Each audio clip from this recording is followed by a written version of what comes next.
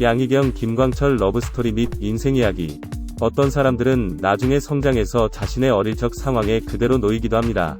일례로 계모의 밑에서 자랐던 사람이 나중에 자신이 계모가 되기도 하죠.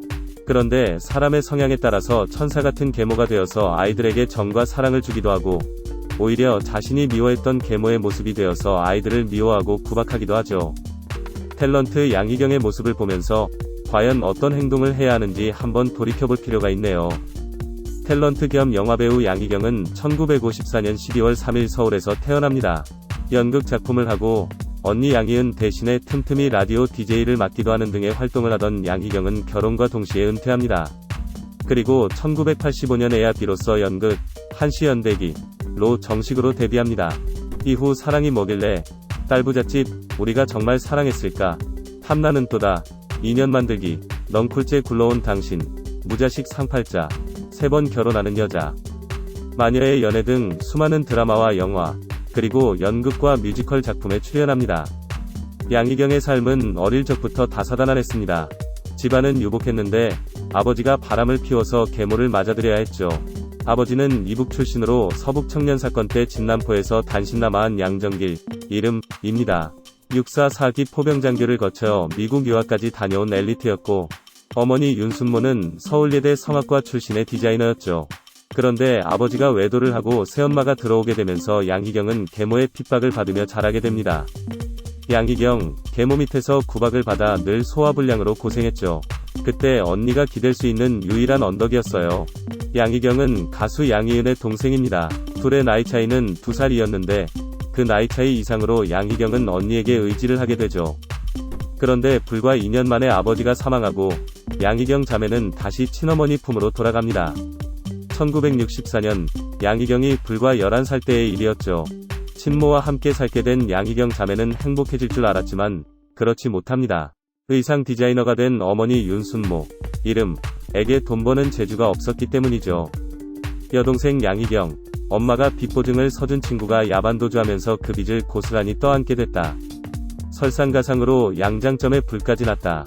언니 양희은, 엄마는 너무 우아해서 경영 마인드, 랄까. 보증 서면 안 된다, 랄까. 그런 게 없었다. 우아하게 도장을 찍었겠지. 덕분에 나의 20대가 날아갔지. 결국 언니 양희은이 대신 돈을 벌게 됩니다. 통기타 하나 들고 나가서 노래를 부른 것이죠. 양희은, 엄마가 보증 섰다 망해 그 빚을 갚아야 했던 것에 대해서는 아직 엄마와 화해하지 않았다.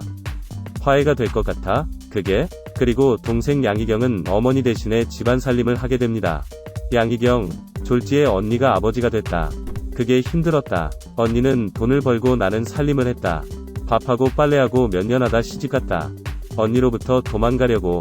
언니가 아버지 노릇을 하면서 일거수일투족을 다 간섭했다. 결국 어릴 적에 기댔던 언니였지만 삶에 지친 나머지 양희경은 언니의 속박으로부터 벗어나고자 합니다. 결국 세모녀가 나중에는 화해를 하게 되었지만 이런 삶의 굴레 때문에 서로를 미워하기도 했었네요. 양희경의 고백처럼 양희경은 언니로부터 벗어나기 위하여 1977년 24살이라는 어린 나이에 한모 씨와 결혼을 하게 됩니다. 전도 유망한 연극배우로서는 이해할 수가 없었던 선택이었지만 그만큼 언니로부터 벗어나고 싶었던 마음이 절박했던 것이죠. 이후 양희경은 남편과의 사이에 두 아들을 두게 됩니다. 양희경 자녀 자식, 이름은 한원균, 한승현. 그런데 여우를 피하려다가 호랑이를 만나게 된 것일까요? 이제는 시집살이가 양희경을 기다리고 있었습니다. 양희경, 결혼할 당시 50kg이었는데 1년 만에 60kg이 됐다. 시집살이를 하면서 스트레스 때문에 한 달에 1kg씩 쪘다. 만삭 때는 83kg까지 쪘다. 먹어도 배가 고팠다. 양희경, 시집살이로 마음고생이 너무 심했다. 드라마, 넝쿨째 굴러온 당신, 넝쿨땅, 의 시월드는 시월드도 아니다. 양희경은 평소에 자신의 사생활에 대해서 이야기를 잘 하지 않습니다. 그렇기에 얼마나 당시에 받았던 핍박이 컸는지 잘 알 수 있을 것 같네요. 그리고 양희경은 남편과의 사이에서도 문제가 발생합니다. 양희경, 1997년 9월, 전 남편과 이혼을 했어요. 그 전부터 별거 생활은 이미 했었고요. 단순히 성격 차이라고 말할 수 없는 복잡한 일들이 많았습니다. 두 사내 아이 때문에 이혼은 안 하고 살려고 그랬죠. 하지만 쉽지 않았습니다. 여러 문제에 얽혀있는 남편은 식구들까지 괴롭히고 있었으니까요. 그 후 양희경은 혼자 아이들을 키우다가 언니 양희은의 충고를 받아들입니다. 양희은, 좋은 사람 있으면 사귀고 그래야지. 이 세상엔 좋은 사람이 더 많다니까. 양희경은 김광철, 이름, 과 재혼하게 되는데 바로 언니 양희은의 소개로 만나게 되죠. 양희경, 예의 바르고 투박한 그의 첫인상이 처음부터 매력있어 보이진 않았어요. 하지만 연예인이던 저를 알아보지 못하는 그 사람을 보고 오히려 의아했죠. 그저 손님 대하듯 가구에 대한 설명을 늘어놓던 그에게 호기심마저 들기 시작했어요.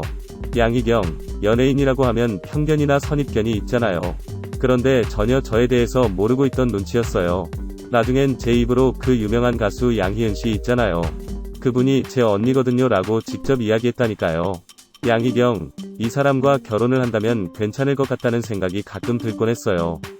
하지만 이제 막 사춘기에 접어든 그 사람의 딸을 배려하지 않을 수 없었어요. 물론 저도 자신이 없었고요. 제 뱃속으로 낳은 아이가 아닌데 그 아이에 대해서 얼마나 많이 알 수 있겠어요. 아빠에게 듣는 것도 한계가 있고요. 자신이 없었다는 표현이 오히려 더 솔직할 겁니다.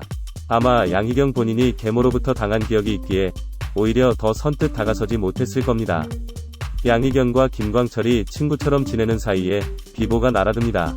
김광철의 딸이 불치병에 걸린 것이죠. 고륙종암. 양희경, 김광철의 딸을 이렇게 그냥 보낼 순 없다는 생각이 들었어요. 9살에 엄마 잃고 이제 15살 한창 뛰어놀 나이에 죽음을 맞이해야 한다는 현실이 너무 불공평했으니까요. 그런데 평소에 그런 양희경의 착한 마음씨를 알았던 걸까요? 김광철의 딸은 특이하게 자신의 집을 놔두고 양희경의 집에서 치료받기를 원합니다. 양희경 역시 죽어가는 환자의 소원을 저버릴 수가 없었고, 김광철은 딸과 아들을 데리고 양희경의 집으로 더부살이를 시작합니다. 양희경이 환자를 돌보던 어느 날, 아이가 말합니다. 아줌마, 우리 아빠랑 결혼하면 안 될까요? 난 아줌마가 내 엄마가 됐으면 좋겠어요. 엄마란 말 해본 지 너무 오래돼서 해보고 싶고요. 제 마지막 소원이에요. 아이들이란 착한 사람과 나쁜 사람을 본능적으로 알아차리는 법입니다. 아이를 때려 죽인 칠곡 계모 사건과는 정반대의 모습을 볼 수 있네요. 양희경, 곧 하늘나라로 떠날 한 소녀의 소원 때문에 결혼을 선택한 거라 말하고 싶진 않아요. 그저 그 아이의 엄마가 되어주고 남은 식구들에게 의지할 버팀목이 되어주고 싶었어요. 그 이상 아무것도 없었으니까요. 결국 재혼을 결심한 양희경과 김광철은 2002년 8월 4일 언니인 양희은의 집에서 조촐하게 결혼식을 올립니다. 식사를 하고 사진 한 장 찍고 혼인신고를 한 것이 다였죠. 그리고 아이는 양희경의 딸이 되었고 10월 6일 세상을 떠납니다. 김광철, 성이 다른 형제지만 양희경의 아들들을 지칭, 동생의 가는 모습을 같이 지켜봐서인지 친형제와 다름없는 사이가 됐답니다. 전 정말 저 친구, 양희경을 지칭에게 미안할 뿐입니다. 너무 힘든 일을 겪게 했거든요. 그리고 진심으로 고마운 건 단 한 끼도 거르지 않고 딸에게 맛깔스런 반찬과 새밥을 해주었다는 점입니다. 그 은혜는 평생 잊지 못할 겁니다. 양희경, 자식이 부모 앞에서 임종을 보이면 평생 가슴에 묻고 산다잖아요. 우리 딸아이는 가는 날까지 효녀였어요. 양희경은 자신이 못된 계모로부터 나쁜 추억을 가지고 있지만 자신이 계모가 된 다음에는 딸에게 좋은 추억을 남기게 됩니다. 사실 사람은 이런 행동을 하기가 쉽지 않습니다. 누구나 본전 생각이 나기 때문이죠.